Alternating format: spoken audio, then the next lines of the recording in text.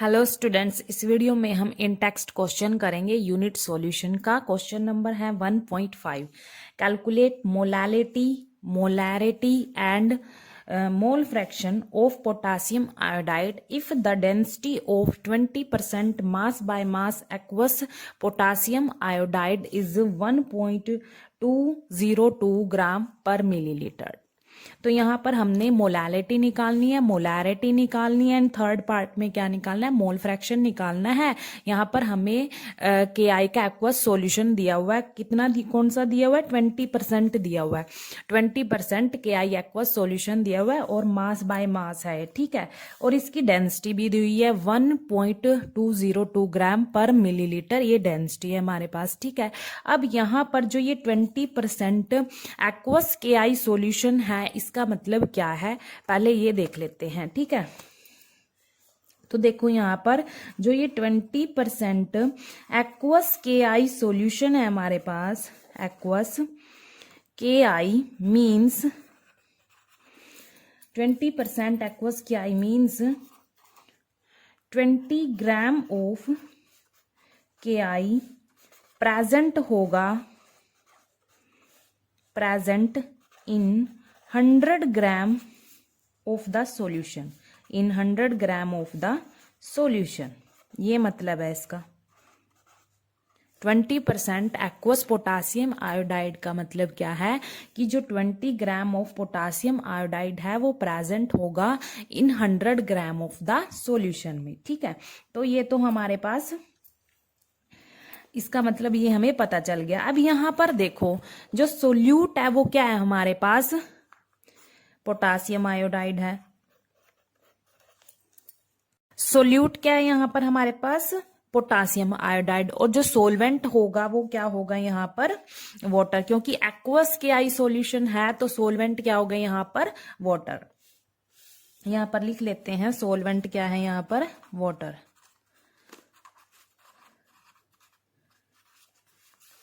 ठीक है।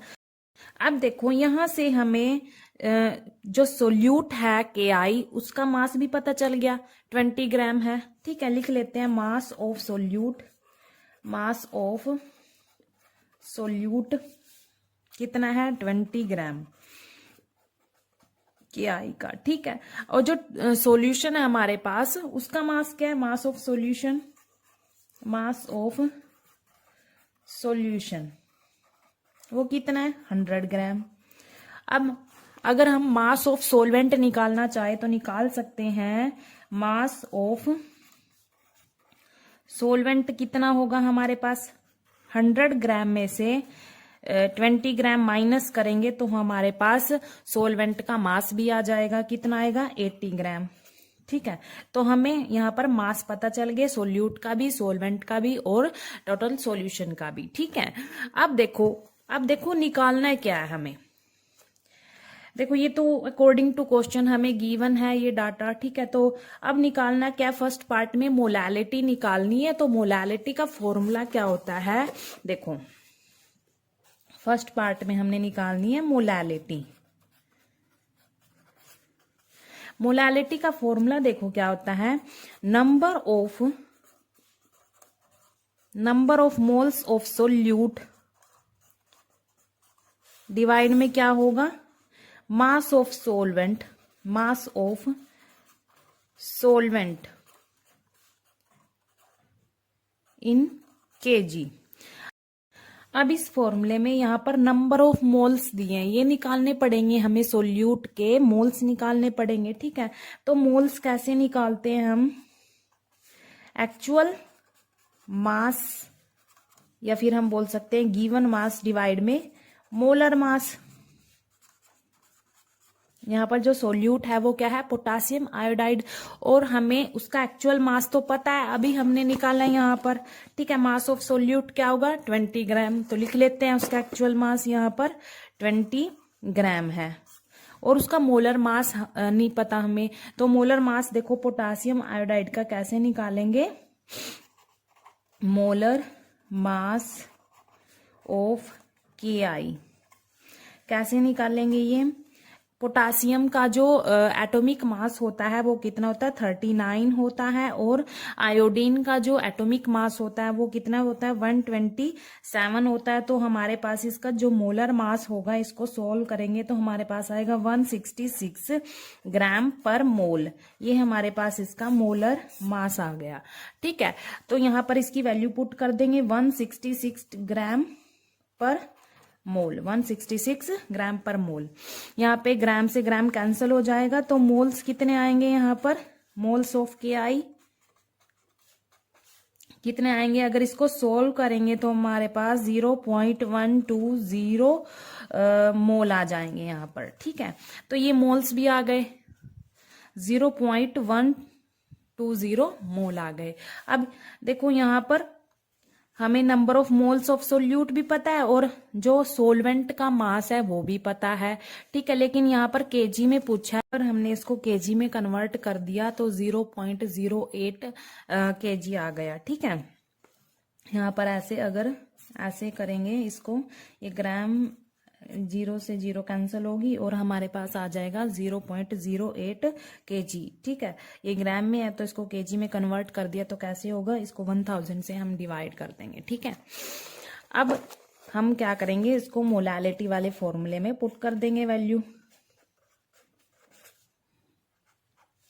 क्या होगी, नंबर ऑफ मोल्स हमने निकाल लिया 0.120 मोल, ये वैल्यू पुट कर दी। अब mass of solvent in KG में निकालना है, कितना आया था 0.08 केजी आया था। यहाँ पर देखो 0.08 केजी, यहाँ पर वैल्यू लिख दो। तो इसको सोल्व करेंगे हम, हमारे पास आएगा 1.5 मोल पर केजी, मोल पर केजी। ठीक है, इसको सोल्व करके हमारे पास आया 1.5 मोल पर केजी। इसको हम ऐसे भी लिख सकते हैं 1.5, मोलालिटी है ना ये, हाँ ऐसे। ठीक है, अब हमने निकालना है सेकंड पार्ट। सेकंड पार्ट क्या था क्वेश्चन में, मोलैरिटी था। देखो यहाँ पर मोलैरिटी सेकंड पार्ट में, तो सेकंड पार्ट भी निकाल लेते हैं। मोलैरिटी, मोलैरिटी का फॉर्मूला क्या होता है, मोलैरिटी का फॉर्मूला क्या होता है, number of moles of solute, number of moles of solute divide में क्या आएगा, यहाँ पर number of moles of solute divide में क्या आएगा, volume of solution, volume of solution in litre, ये इसका फॉर्मूला। ठीक है, अब यहाँ पर हमें मोल्स तो पता है सोल्यूट के, लेकिन यहाँ पर वॉल्यूम नहीं पता सॉल्यूशन का, और ना ही क्वेश्चन में दिया हुआ है। क्वेश्चन में क्या दिया हुआ है, डेंसिटी दी हुई है। डेंसिटी कितनी है यहाँ पर लिख लेते हैं, डेंसिटी कितनी है हमारे पास 1.202 ग्राम पर मिलीलीटर है। ये देखो 1.202 ग्राम पर मिलीलीटर। ठीक है, तो यहाँ पर हमने ये लिख ली। अब देखो डेंसिटी का फॉर्मूला क्या होता है, मास डिवाइड में वॉल्यूम, ये होता है। ठीक है, अब हमें डेंसिटी तो पता है, यहां पर इसकी वैल्यू पुट कर लेंगे ग्राम पर मिलीलीटर ऐसे। मास क्या सॉल्यूशन का 100 ग्राम, टोटल 100 ग्राम था, डिवाइड में वॉल्यूम हमने निकालना है। ठीक है, अब इसको अगर हम सोल्व करेंगे तो हमारे पास क्या आएगा, वॉल्यूम क्या आएगा हमारे पास 83.19 मिलीलीटर आ जाएगा। ठीक है, अब फॉर्मूले में क्या है, volume of solution in litre है, लीटर में पूछा है तो इसको लीटर में कन्वर्ट कर लेंगे, 1000 से इसको डिवाइड कर लेंगे। कितना आएगा 0.08319 लीटर आ जाएगा। ठीक है, जब इसको हम 1000 से डिवाइड करेंगे, यहाँ पर कर लो, यहाँ पर इसको डिवाइड करने के बाद हमारे पास ये लीटर में आ जाएगा। अब मोलैरिटी का फॉर्मूला क्या था हमारे पास, मोलैरिटी क्या थी, number of moles of solute divide में volume of solution in litre. अब मोल्स ऑफ सोल्यूट तो हमने निकाले थे, यहाँ पर ये देखो सोल्यूट क्या है, यहाँ पर पोटासियम आयोडाइड है, तो मोल्स तो इसके निकाले थे 0.120 मोल है, तो इसको भी फॉर्मूले में पुट कर देंगे, और जो हमने वॉल्यूम निकाला है उसको भी हम फॉर्मूले में पुट कर देंगे।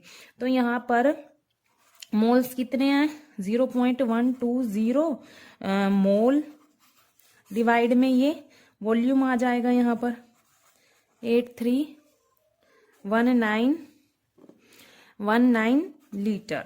ठीक है, अब इसको सोल्व करेंगे हम तो हमारे पास क्या आएगा 1.44 मोल पर लीटर। ठीक है, तो ये आएगा हमारे पास। इसको सोल्व करने के बाद हमारे पास आया 1.44 मोल पर लीटर। ये आ गया हमारे पास इसको सोल्व करने के बाद। इसको हम ऐसे भी लिख सकते हैं 1.44 मोलैरिटी का सिंबल ये होता है कैपिटल एम। ठीक है, तो हमने मोलैरिटी भी निकाल ली। अब थर्ड पार्ट क्या है हमारे पास मोल फ्रैक्शन। मोल फ्रैक्शन हमने यहाँ पर निकालना है। तो जिसका भी हम मोल फ्रैक्शन निकालते हैं उसके मोल्स को हम ऊपर रखते हैं, डिवाइड में टोटल्स मोल्स रखते हैं, सोल्यूट के मोल्स भी और सोलवेंट के मोल्स भी। अब यहाँ पर हमने किसका मोल फ्रैक्शन निकालना है KI का निकालना है, मोल फ्रैक्शन ऑफ KI। ठीक है, तो यहाँ पर मोल्स आ जाएंगे KI के, ये फॉर्मूला होगा moles of KI, moles of solute है, डिवाइड में मोल्स ऑफ KI और मोल्स ऑफ वाटर।